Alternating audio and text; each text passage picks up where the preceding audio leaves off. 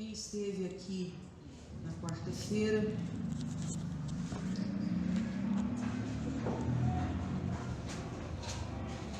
ouviu um pouco daquilo que eu iniciei a falar na quarta.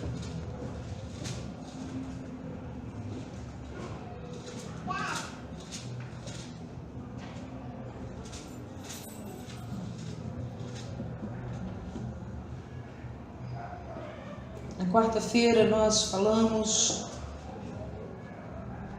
sobre a morte de Lázaro, sobre o fato de ouvirmos a Deus e de não fazermos a nossa vontade.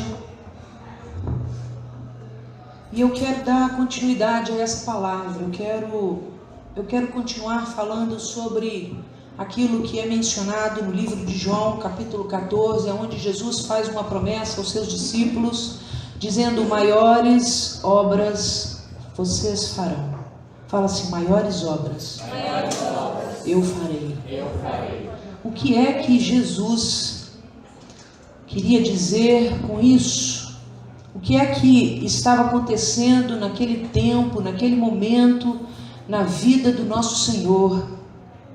E eu quero passar o contexto bíblico para você, né? Que momento da história Jesus estava a dizer essas palavras? O que é que o livro do apóstolo João, no capítulo 14, sugere para nós como igreja? Qual é a mensagem?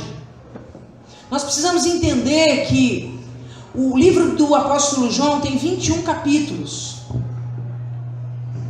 Tem 21 capítulos, e no capítulo 14, Jesus, que já havia feito muitas coisas, estava com um discurso de encerramento. Jesus estava começando a preparar os seus discípulos para as últimas coisas da sua vida.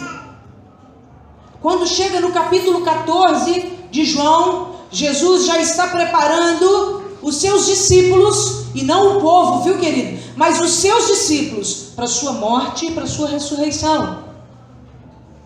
Jesus já está preparando os seus discípulos para a deserção de Judas, pois Judas seria deserdado, Judas perderia o seu lugar, Judas perderia a sua herança.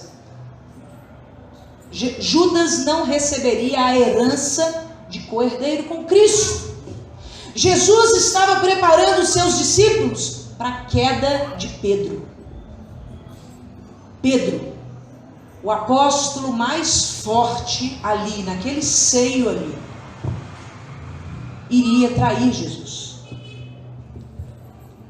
E Jesus começa a mostrar coisas que falam da provisão do fim, para que os seus discípulos, ao viverem essas situações, não desanimassem. É como hoje, querido. Hoje nós vivemos olhando para a volta de Jesus. Naqueles dias, Jesus fez com que os seus discípulos olhassem para a morte dele e para a sua ressurreição. É algo, eles viviam uma espera igual eu e você vivemos hoje. Então, da mesma forma que hoje, ao pregar a palavra, nós compartilhamos uns com os outros o seguinte: continue firme, o Senhor voltará, porque isso é uma promessa. Naqueles dias, Jesus dizia aos seus discípulos: olhem para as coisas do fim. Como?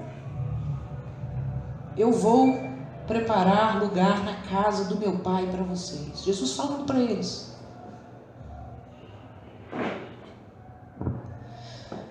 Eu vou voltar para vocês. Olha, não era fácil estar no lugar dos discípulos, não.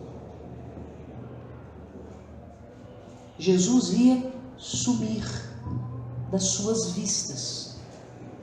Os discípulos não tinham segurança, querido, para fazer nada sozinhos. Tudo que eles foram enviados para fazer sozinhos, eles voltaram para serem corrigidos por Jesus. E Jesus estava preparando os seus discípulos para dizer: presta atenção, daqui uns dias você não vai me ver mais. Você imagina o quão assustador isso era?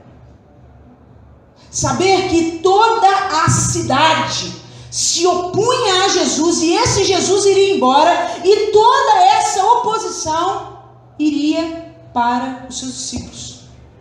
Então Jesus começou a fazer eles olharem para frente. Jesus começou a dizer sobre a perspectiva deles começarem a fazer milagres. Tá vendo? Ó, os milagres que eu faço, preste atenção, vocês, meus discípulos, farão também. Jesus começou a mostrar as possibilidades daquelas orações que são ilimitadas. Tudo o que pedires em meu nome eu farei. Jesus começa a dar esperança deles receberem os dons do Espírito Santo, que não haviam sido manifestos ainda. Jesus começa a falar da provisão da paz que há em Cristo Jesus. Vamos ler o capítulo 14, do verso 1 ao versículo 14, juntos. Jesus fortalece os seus discípulos, igual o Espírito Santo vai fortalecer você nessa noite. Eu quero ouvir um amém. Quero assim, amém! Aleluias! Não se perturbe o coração de vocês. Creiam em Deus, creiam também em mim. Na casa de meu pai há muitos aposentos. Se não fosse assim, eu lhes teria dito: vou preparar-lhes lugar. E se eu for e lhes preparar lugar, voltarei e os levarei para mim, para que vocês estejam onde eu estiver. Vocês conhecem o caminho para onde eu vou. Disse-lhes Tomé: Senhor, não sabemos onde vais. Como então podemos saber o caminho? Respondeu Jesus: eu sou o caminho, a verdade e a vida. Ninguém vem ao Pai a não ser por mim. Se vocês realmente me conhecem, conheceriam também o meu Pai. Já agora vocês o conhecem e o têm visto. Disse Filipe: Senhor, mostra-nos o Pai e isso nos basta. Jesus respondeu: você não me conhece, Filipe, mesmo depois de eu ter estado com vocês durante tanto tempo. Quem me vê, vê o Pai. Como você pode dizer: mostra-nos o Pai? Você não crê que eu estou no Pai e que o Pai está em mim? As palavras que eu lhes digo não são apenas minhas, ao contrário, o Pai que vive em mim está realizando a sua obra. Creiam em mim quando digo que estou no Pai e que o Pai está em mim. Ou pelo menos creiam por causa das mesmas obras. Digo-lhes a verdade: aquele que crê em mim fará também as obras que tenho realizado. Fará coisas ainda maiores do que estas, porque eu estou indo para o Pai. E eu farei o que vocês pedirem em meu nome, para que o Pai seja glorificado no Filho. O que vocês pedirem em meu nome, eu farei. Fala amém. Amém. Como eu disse, Jesus estava partindo. Preste atenção. Quando ele disse, eu, aqui no final ele coloca assim, olha, aquele que crê em mim fará também as obras que eu tenho realizado, fará coisas ainda maiores do que essas, porque eu estou indo para o Pai. Quando Jesus diz, eu estou indo para o Pai, Jesus está dizendo o seguinte aos seus discípulos, presta atenção: vocês não me verão mais, o meu ministério aqui na terra vai acabar. O meu ministério como Jesus homem, o meu ministério como homem terreno está para chegar ao fim, porque eu vou voltar para o Pai. Quando Jesus fala isso para os seus discípulos, Jesus começa a dizer a eles que haveria algo muito especial para entregar a eles. Pois Jesus voltaria para o Pai, assim como um dia eu e você voltaremos. Amém. Por isso que a palavra sucesso na vida não significa conquista de nada. A palavra sucesso vem de sucessor. Suceder alguém e deixar um sucessor. Jesus foi um homem de sucesso não porque ele conquistou. Jesus foi um homem de sucesso porque ele deixou sucessores. Ele foi para o Pai e deixou sucessores, assim como você irá para o Pai e precisará deixar sucessores. O seu sucesso não é conquistar nada nessa terra, porque tudo o que aqui há é corruptível e vai passar. O seu sucesso é deixar sucessores que olharam para a sua vida e viram Jesus nela. E olham para você e falam: eu vejo Jesus ali. Eu posso fazer o que ele está fazendo. Querido, se não fosse assim, Paulo não teria dito: façam o que eu faço. Não é prepotência isso. Não é prepotência. Jesus faz um desafio, ele menciona algo aqui dizendo o seguinte: olha, vocês vendo a mim, vocês estão vendo o Pai. Jesus, quando disse isso, Jesus estava no seu ministério terreno. Jesus era carne e osso. Jesus estava dizendo: vocês olham para mim e vocês veem Deus. Foi isso que Paulo repetiu: façam o que eu estou fazendo e vocês vão fazer a vontade de Deus. Por que nós não podemos adotar esse discurso? Aqui, faz o que eu estou fazendo, que você está seguindo a Deus. Por que a gente aceita uma vida com Cristo tão medíocre?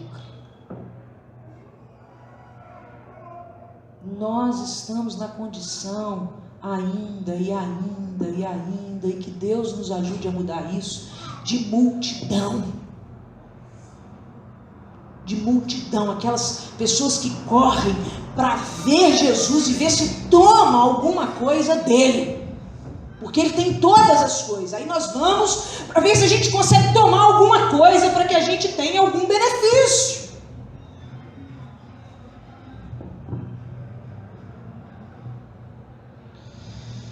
Jesus estava partindo, seu ministério aqui na terra estava acabando. Ele disse que estava indo para o céu e que os seus discípulos ficariam sem ele, mas com a presença do Espírito Santo, que eles não podiam ver nem tocar. Por isso, querido, Pentecostes foi algo visível e tão cheio de sinais. Jesus estava dando a eles condições de prosseguir. Eu não posso dizer que a igreja depois de Cristo nunca viveu Pentecostes. Não posso dizer isso. Eu creio na manifestação do Espírito Santo. Eu creio nos poderes, nos sinais. Eu creio nisso, eu vejo isso, eu sinto isso. Mas da forma como foi em Pentecostes, nunca mais aconteceu. Daquela forma, daquele jeito, nunca mais aconteceu.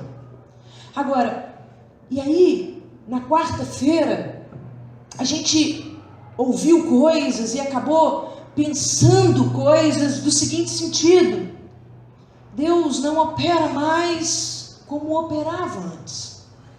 E na verdade, isso não é verdade. Nós vimos que isso que Jesus disse, maiores obras vocês farão, é real. Essa promessa, querido, não ficou pelo caminho. Essa promessa não é falha.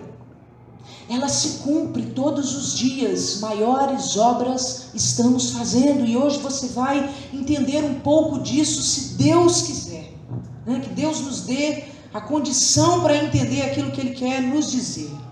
Em nome de Jesus. No capítulo 11, volta aí um pouquinho, João 11. nós vamos ver como é que estava o coração de Jesus. Como eu disse, Jesus estava preparando os seus discípulos para ficarem com um Deus invisível, com um Deus chamado Espírito Santo. Se com Cristo, que eles viam e tocavam, já era difícil, eles iam agora ficar com alguém que eles não viam, não ouviam e não sentiam. E a palavra mostra que Jesus, sabendo que ia morrer, gente, essa palavra é muito importante. Não admita que seu corpo adormeça. Por favor, se você vê que isso está acontecendo, levante da sua cadeira, fique em pé na porta. Deus está trabalhando hoje para injetar força dentro de você, força para você continuar, você não pode parar.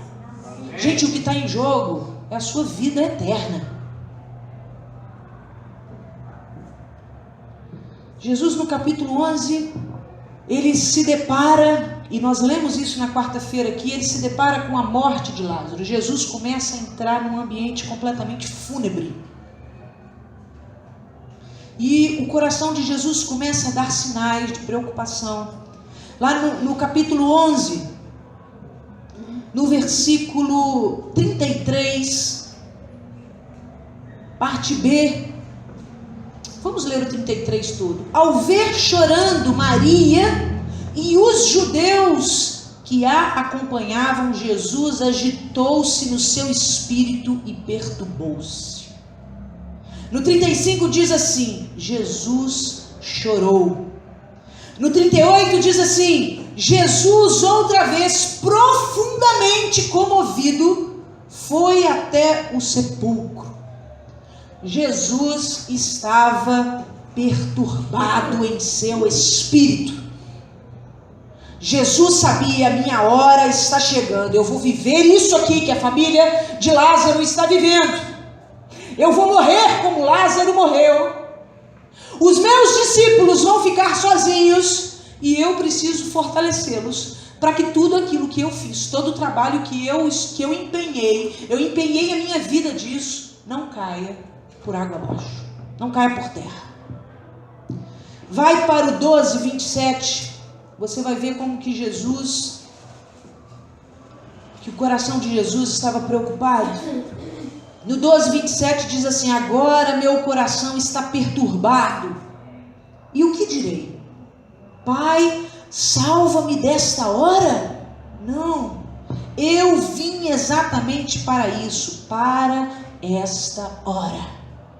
Jesus, sabendo que iria morrer, começou aquela luta, sabe, que você vive, da sua carne com o seu espírito, onde o seu espírito fala: não faça isso, você vai tirar o Espírito Santo de você, você vai ficar sozinho de novo. E a sua carne fala assim: mas é só hoje, vamos ali numa festinha ali, é só hoje, não, vamos ali tomar um beer night ali, é só hoje, vamos ali ficar com um menino, com uma menina, é só hoje.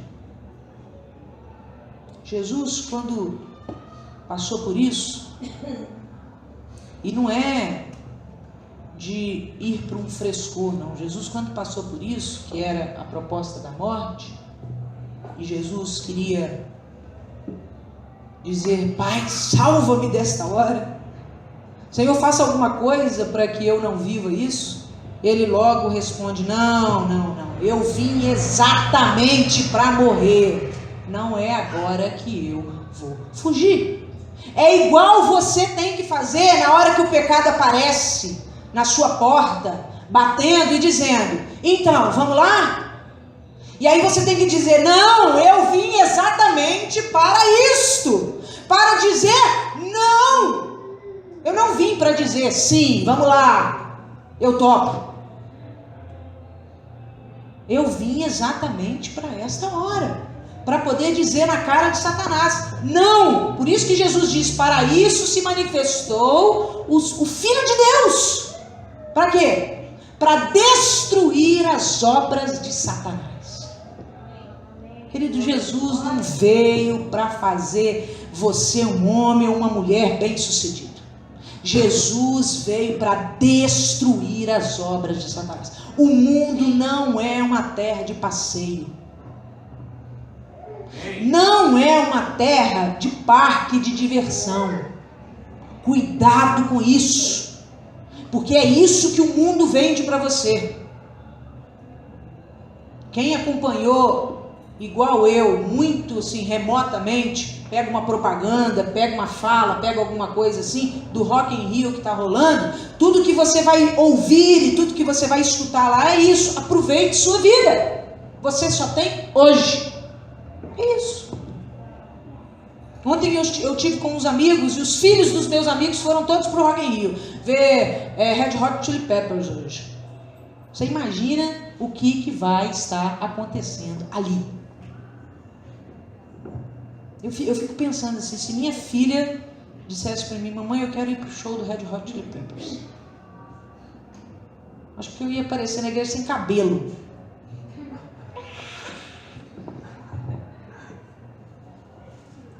Por mais que confie nela, por mais, minha filha veio, andou, ela sabe da verdade. Gente, a gente não brinca com abismo, não. A gente não brinca com abismo, não. A nossa fala não pode ser assim, tá tudo sob controle. Que tá tudo sob controle? Você não tem controle de nada.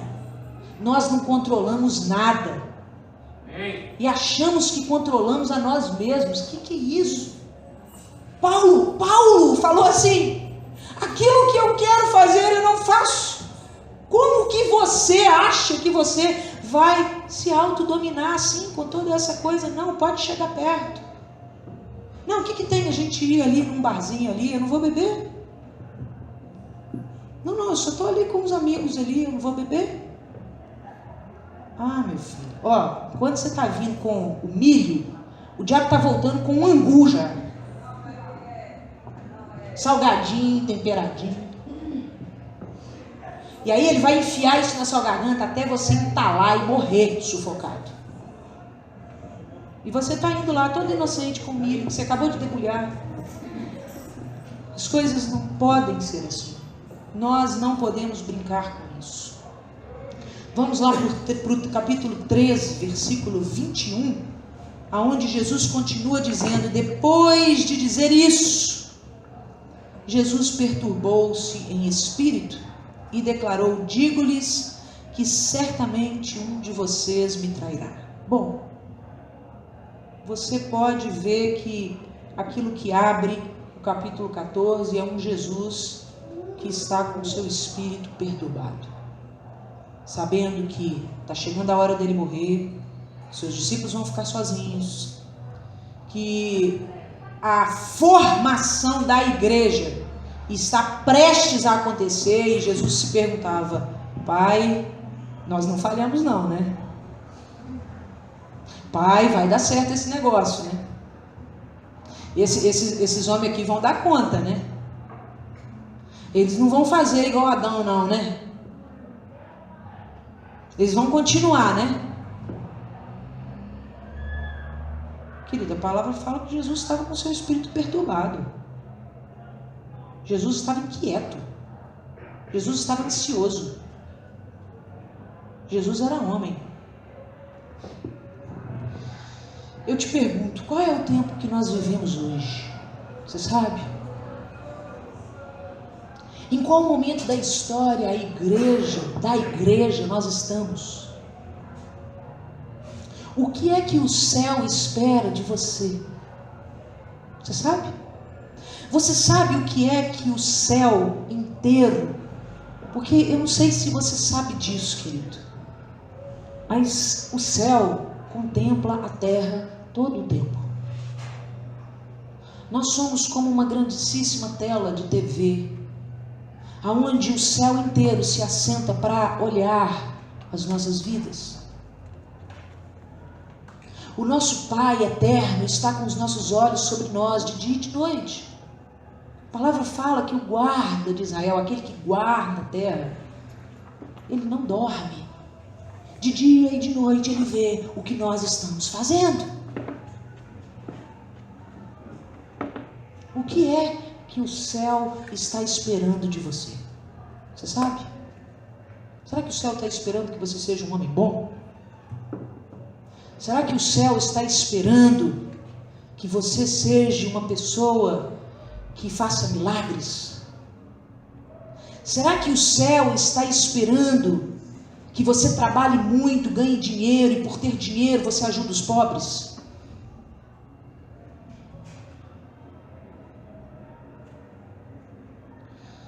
Diga assim comigo: arrependimento, fé, salvação. O momento da história que nós estamos vivendo e aquilo que o céu está esperando de nós está no estágio 3 dessa linha que eu coloquei para vocês. Salvação. O Senhor aguarda você salvar as pessoas. Você não é Deus, não é Jesus, não são os anjos. Maiores obras vocês farão. Vão e salvem as pessoas. Isso não é uma sugestão, isso é uma ordem, isso é uma determinação, isso está no imperativo. E nós estamos ainda ouvindo essa palavra, assentados, acomodados, como se nada estivesse acontecendo.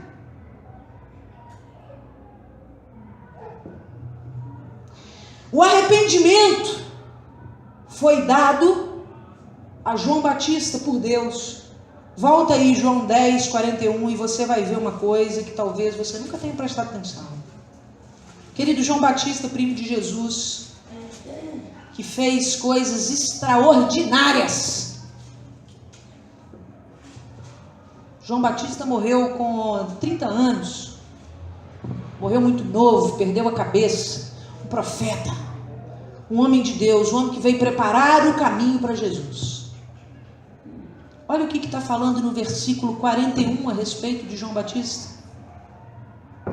E muita gente foi até onde ele estava, dizendo: embora João nunca tenha realizado um sinal miraculoso, tudo o que ele disse a respeito deste homem era verdade. E ali muitos creram em Jesus.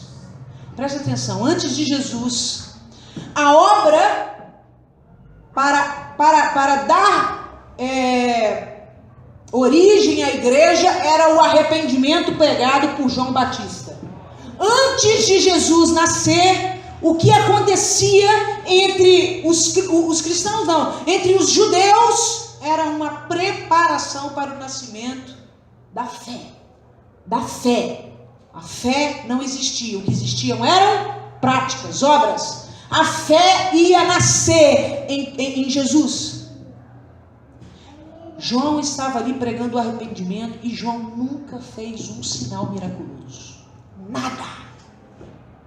João nunca curou ninguém, João nunca ressuscitou ninguém, João nunca fez nada aparecer nem desaparecer. João só gritava na rua: arrependam-se, pois está próximo o reino dos céus. Aí vem Jesus, o reino dos céus chega, o rei chega, Jesus. E o que Jesus faz, a obra de Jesus é fé. Eu vou fazer vocês crerem em mim, eu vou fazer vocês crerem no Pai, eu vou dar sinais para que vocês vejam que o que eu faço nunca ninguém fez. Por que Jesus realizou tantos sinais, querido? Por que João Batista não fez sinais? Por que Jesus fez muitos sinais? E por que os apóstolos de Jesus fizeram muitos sinais e hoje a igreja não faz sinais? Acontece, claro que acontece, claro.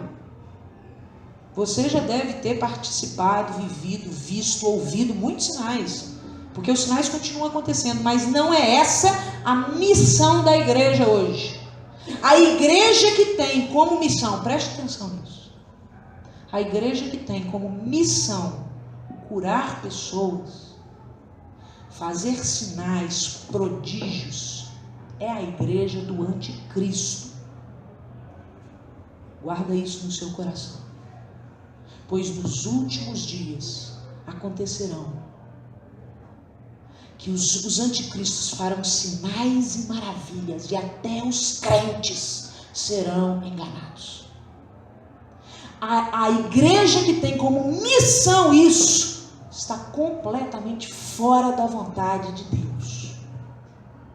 Isso acontece no meio da igreja, mas esse não é o propósito da igreja. O propósito da igreja hoje é salvar as pessoas, se importar com elas, mostrar o caminho, e não seduzi-las, e não enfeitiçá-las, e não corrompê-las. Lá em João 13:43, olha só o que é que Jesus diz e faz para mostrar que ele veio trazer, que a missão de Jesus foi fé, gerar fé. João 13:43, não existe isso. Anotei errado.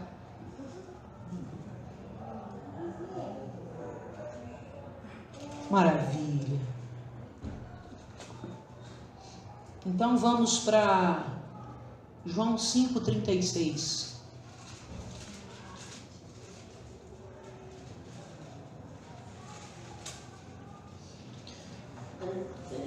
João 5:36.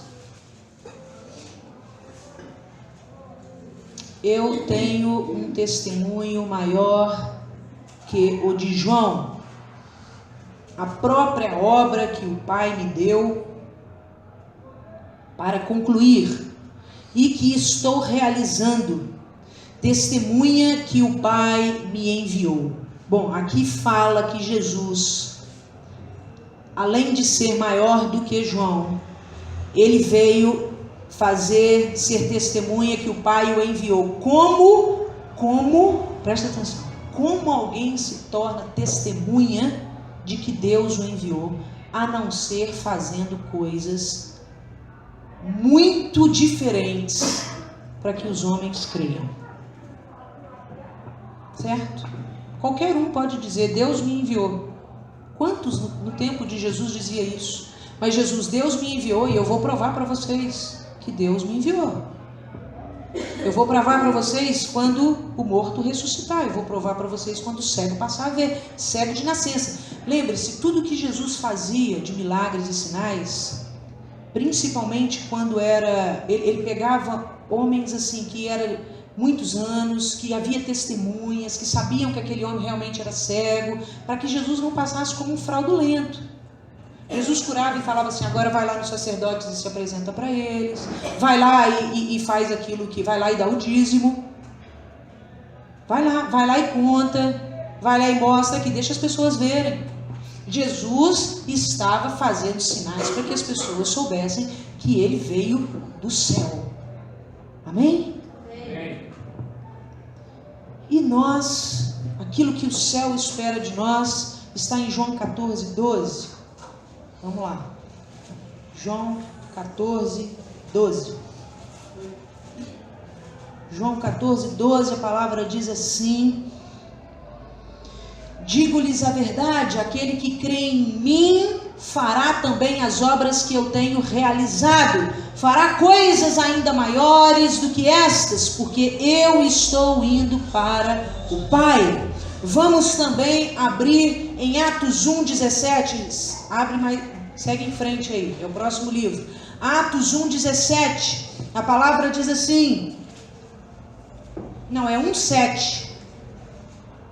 Ele lhes respondeu, não lhes compete saber os tempos ou as datas que o Pai estabeleceu para a sua própria autoridade. A pergunta era, então os que estavam reunidos lhe perguntaram, Senhor, é neste tempo que vais restaurar Israel? Ele lhes respondeu, não lhes compete saber os tempos ou as datas que o Pai estabeleceu para a sua própria autoridade, mas receberão poder quando o Espírito Santo descer sobre vocês, e serão minhas testemunhas em Jerusalém, em toda a Judéia e Samaria e até os confins da terra. Jesus, começa a descrever o que são obras. Volta para João 14, 9. 14, 9 e 10. 14, 9. Jesus respondeu: você não me conhece, Filipe, mesmo depois de eu ter estado com vocês durante tanto tempo. Quem me vê, vê o Pai. Como você pode dizer, mostra-nos o Pai? Você não crê que eu estou no Pai e que o Pai está em mim? As palavras que eu lhes digo não são apenas minhas, ao contrário, o Pai que vive em mim está realizando a sua obra. Jesus começa a mostrar aquilo que deveria e que é o papel da igreja nesse percurso. Nesse percurso, que é o percurso de salvar. Vocês vão fazer obras maiores do que eu. Obras, Jesus está dizendo que obras são também sinais. Obras são palavras. Obras são atitudes. Eu sei que eu... Quantas horas, por favor? Meu relógio acho que está errado. 8h59. Eu já vou terminar. Amém, queridos? Você aguenta aí mais 10 minutos? Amém. Amém. O que eu estava a dizer é que Jesus, quando ele diz que nós faríamos obras maiores do que eles, primeiro, quando Jesus está falando isso aos discípulos, ele está falando de fato de sinais. Jesus está falando de sinais miraculosos. Por quê?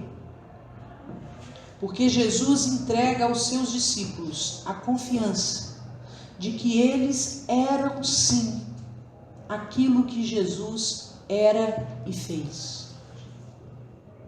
Os discípulos não podiam, queridos, entrar numa nova fase sem Jesus, com um Deus que não se vê, com um Deus que não se ouve, com um Deus que não se toca, sem que os olhos deles vissem nada. Jesus literalmente entrega aos seus apóstolos aquilo que ele fazia. Vocês vão continuar fazendo o que eu fazia para que o mundo saiba que eu os enviei. Para que o mundo saiba que aquilo que eu vivi, vocês estão vivendo porque vocês são meus filhos, vocês são os meus amigos, vocês fazem aquilo que eu faço. E é por isso que os apóstolos fizeram muitos sinais. Você imagina Pedro caminhando na rua e aquele que ali estava deitado, leproso, foi curado. A sombra de Pedro curou. Pedro não deu nenhuma palavra. O lenço. E os homens hoje ficam tentando reproduzir essas coisas, gente. Que coisa absurda. Pega o lencinho de não sei mais o que, leva para sua casa. Pega o óleo de não sei mais aonde, pega a flor de não sei mais o que. Sabe o que é isso? É os homens tentando fazer o que Jesus fez. Você não foi chamado para fazer, você foi chamado para ser. Sabe por que você não faz as obras que Jesus fez e os apóstolos fizeram? Não é porque eles tinham a Cristo, nós não temos, não. É porque eles precisavam apresentar sinais para crerem. Nos foi dado a incumbência de salvar as pessoas pela fé. Amém. Nunca mais pense na sua vida que a igreja está fria ou que a igreja está morna. A igreja está mesmo, a igreja geral de Cristo está mesmo. Mas espera aí, você que é a igreja está frio? Isso é uma escolha sua. Você que é a igreja, você é uma igreja. Você está frio? E isso é responsabilidade sua. A palavra diz que não é para nós estarmos nem frios e nem mornos, mas quentes. Você precisa fazer a manutenção de um coração quente. E isso não é responsabilidade da sua igreja, isso não é responsabilidade do seu pastor, isso não é responsabilidade do Espírito Santo, isso é responsabilidade nossa. Amém. A palavra diz, se você me buscar, você vai me achar. Não está dizendo, se o Espírito Santo te tomar, você vai ser ungido, fortalecido. Não, se você me buscar, se você vier e colocar a boca no chão, no pó, e começar a clamar a Deus. Se você continuar vivendo essa vida fácil, você não vai achar Deus não, querido. Aleluia. Não vai mesmo.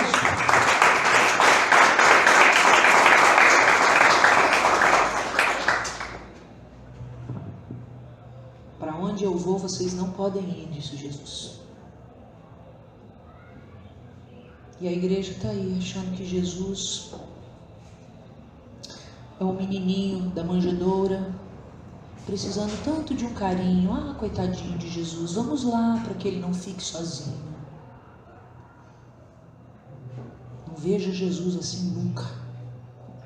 Nunca. Jesus é o Deus mais poderoso que existe. Amém. Tudo foi subjugado a Ele.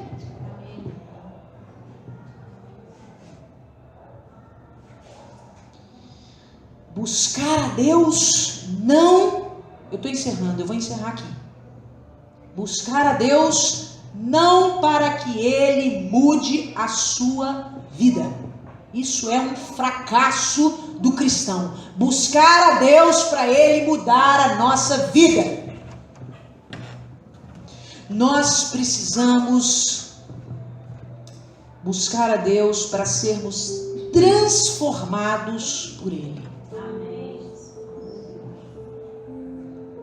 O céu espera que nós não sejamos a multidão.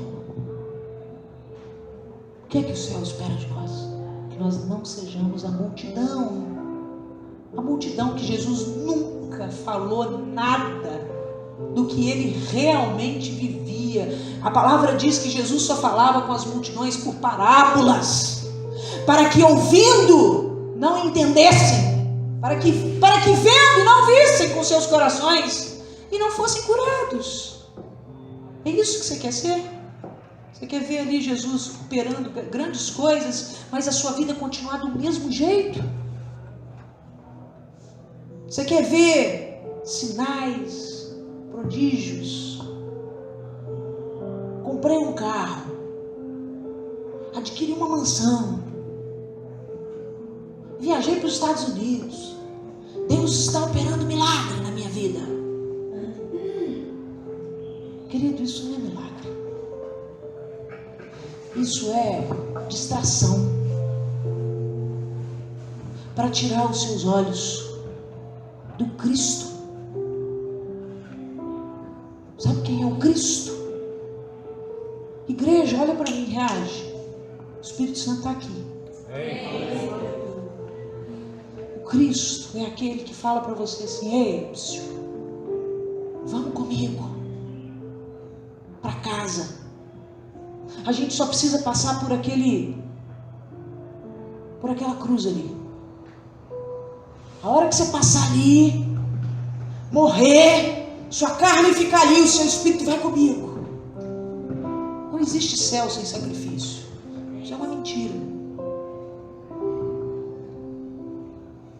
O céu espera que nós não sejamos a multidão, alvo dos milagres de Jesus, mas os discípulos transformados à origem da sua imagem e da sua semelhança.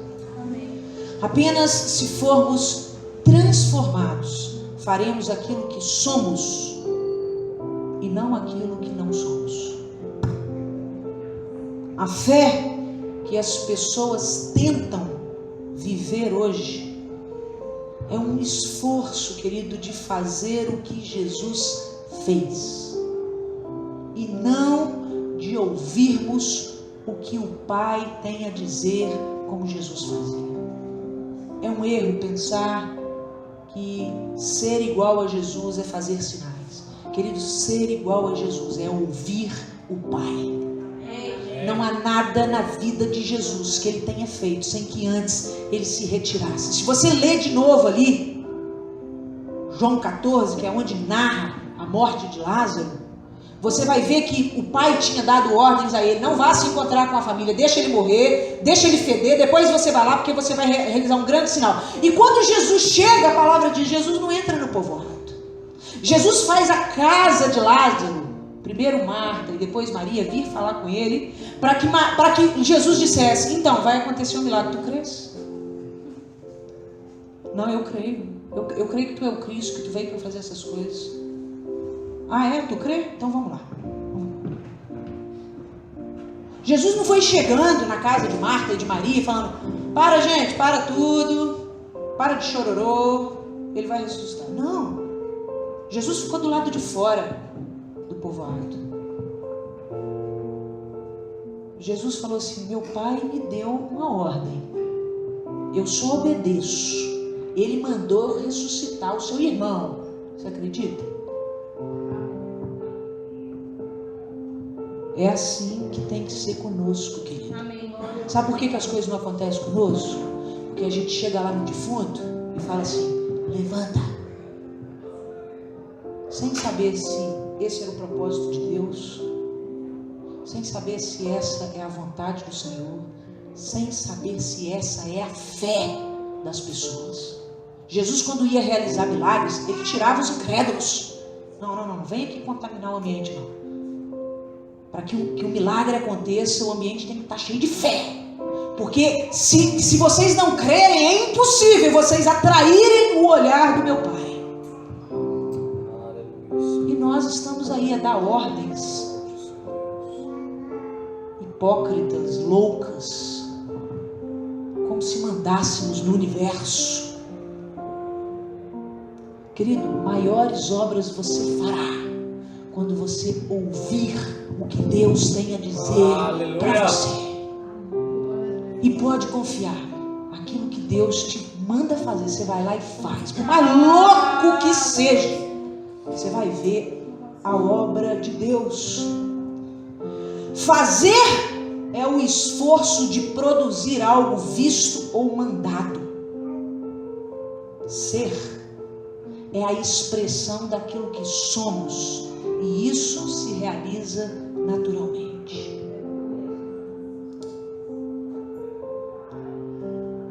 Lá em João 7,6, para mim ainda não chegou o tempo. Não sei, olha, tem muito tempo que essa palavra vem na minha cabeça, sabe? Todas as vezes que eu abro a Bíblia, parece que minha Bíblia está viciada em João 7,6, e sempre abre naquela passagem: Jesus vai à festa das cabanas. E na festa das cabanas acontece isso: os irmãos de Jesus começam a impelir Jesus. Vamos para a festa. Todo mundo que está na festa quer saber aonde você está, o que você está fazendo, quem é você. Aí Jesus dá uma resposta assim, de alto nível. Jesus vira e fala assim: olha, para mim ainda não chegou o tempo certo. Para vocês qualquer tempo é certo. Nós somos assim. Qualquer tempo é certo para a gente. A gente não escuta o Pai mesmo, então qualquer tempo é certo. A vontade bateu, o tempo é certo. Nossa fé é fraca. Quando tentamos fazer Deus mudar as coisas, em vez de ouvir o que Deus quer transformar. Fala para o seu irmão assim: mudar. Fala de novo: mudar. É consertar. Querido, Jesus não conserta nada, não. Fala assim: transformar é dar outra forma. Somente a multidão é consertada. A multidão chegava lá capenga. Aí Jesus ia lá e consertava a multidão. Porque Jesus ficava com pena da multidão. Você não foi feito para ser consertado. Você foi feito para nascer de novo.